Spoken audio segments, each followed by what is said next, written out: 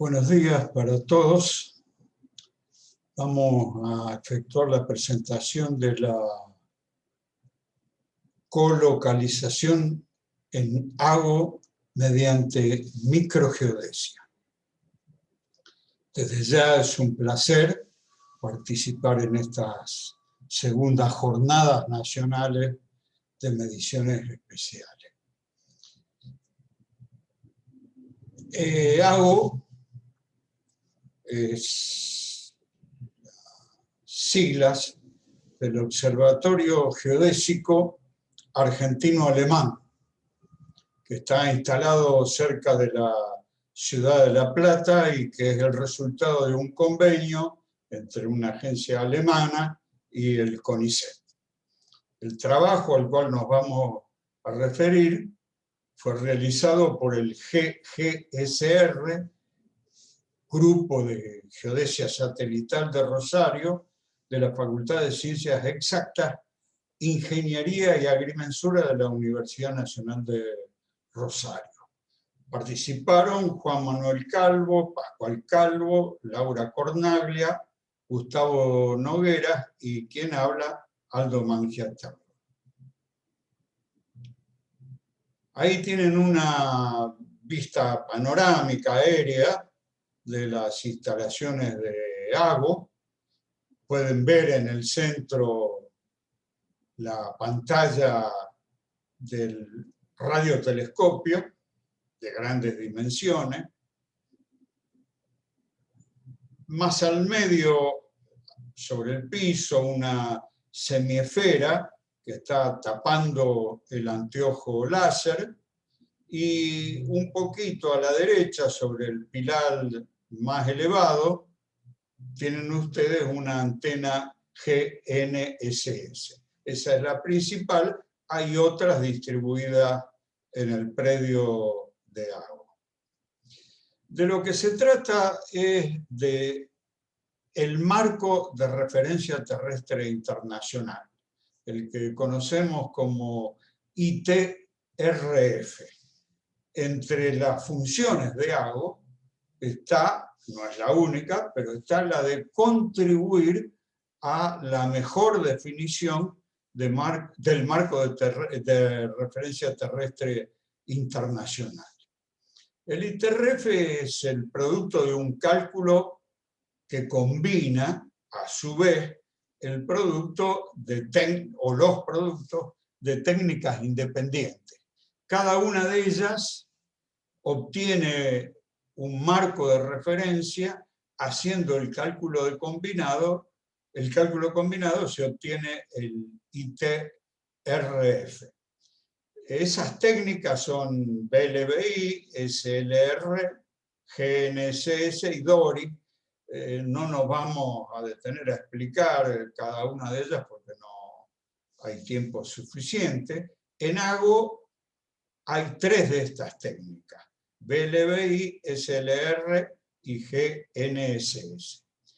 Y para mí se trata de una paradoja el hecho de que estas técnicas de medición de grandes distancias, fíjense que se miden distancias a satélites que están a miles de kilómetros, como pasa con el anteojo láser y con GNSS.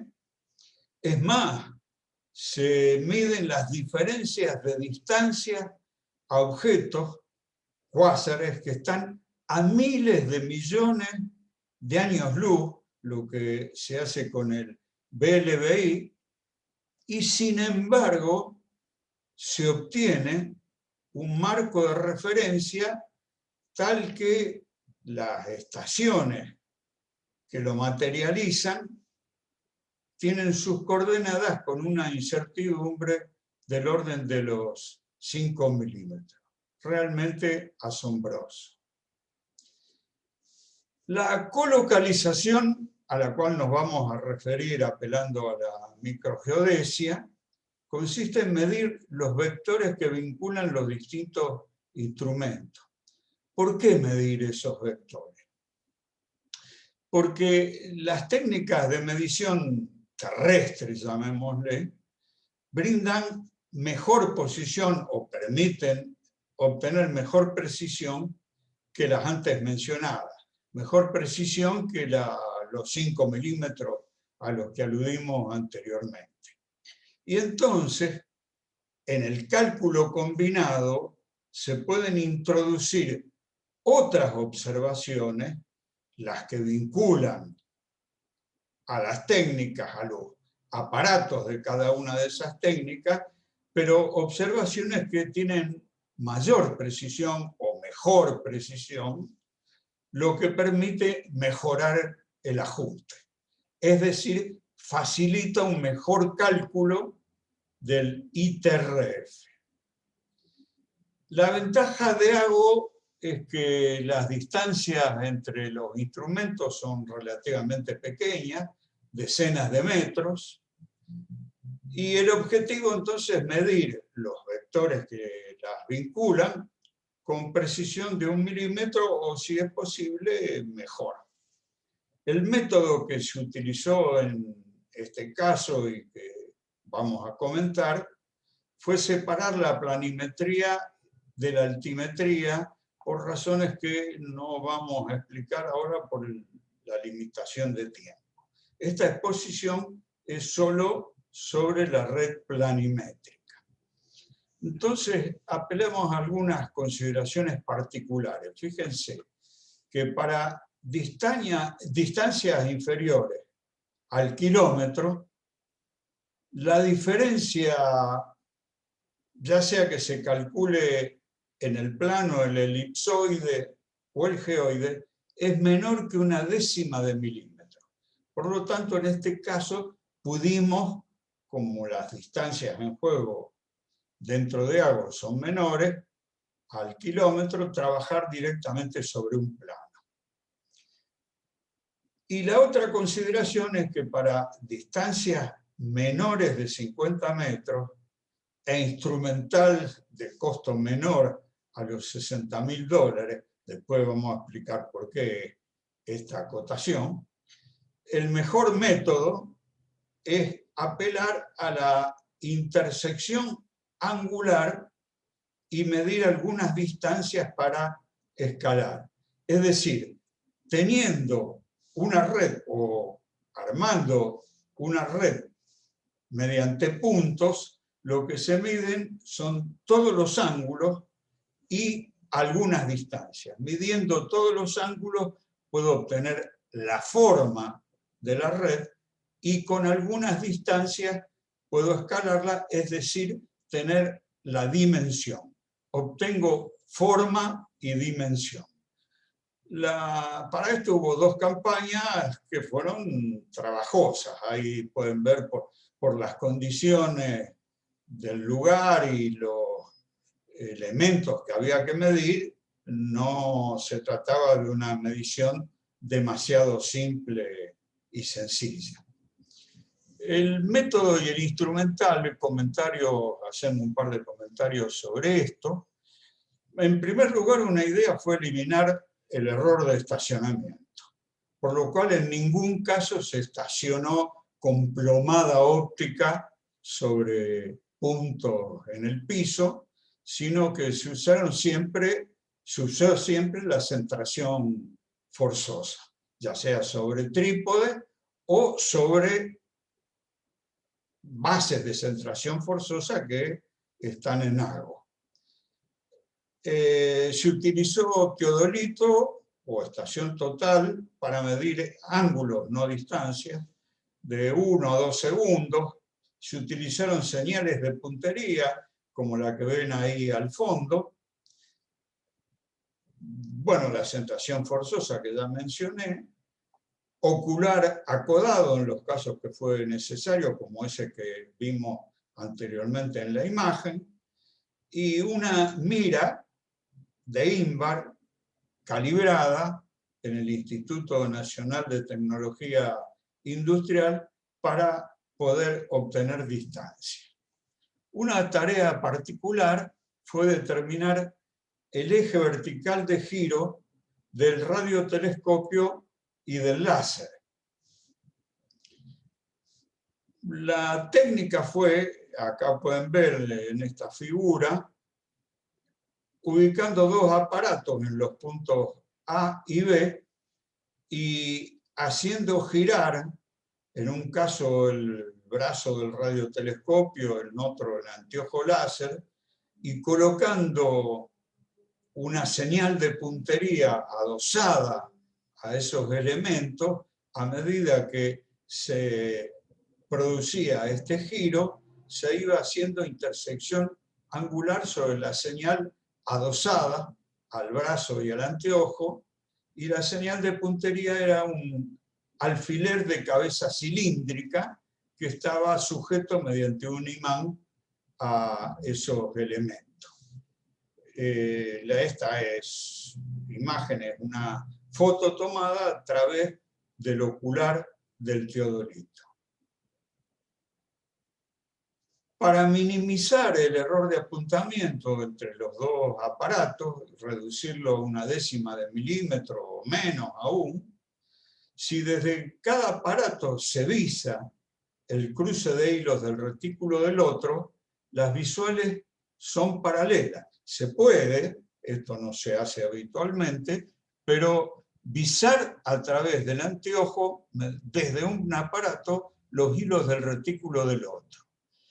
Como las visuales son paralelas, entonces se corrige la dirección de ambos aparatos apuntando a una regla intercalada hasta que la lectura desde el instrumento 1 coincide sobre esa regla con la lectura del instrumento 2.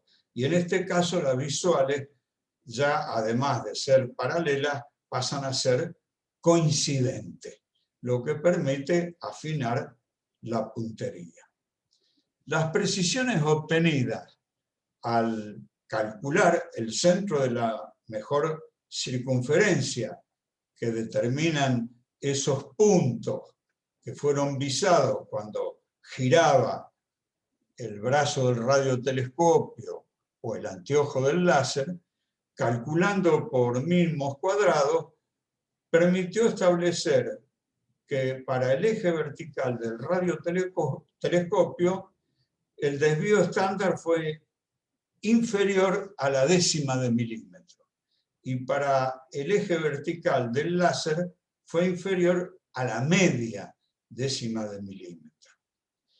En definitiva, se armó una red con puntos distribuidos en posiciones estratégicas que permitieron vincular el centro del láser, el pilar GNSS y el centro del radiotelescopio para poder calcular los vectores.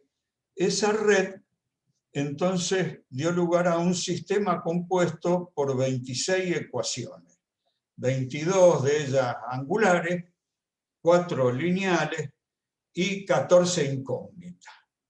Se hizo el cálculo haciendo el ajuste por mínimos cuadrados, método variación de coordenadas, red libre, y el sigma de los puntos de la red fue inferior a las 3 décimas de milímetro.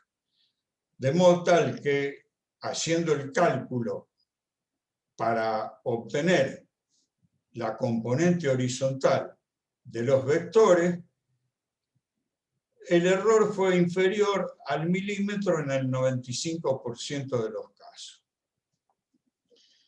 Hasta ahí el trabajo realizado, la planimetría. La medición con láser tracker, que son aparatos de última generación, de gran precisión, se pudo hacer mediante una colaboración del grupo CID de Rosario.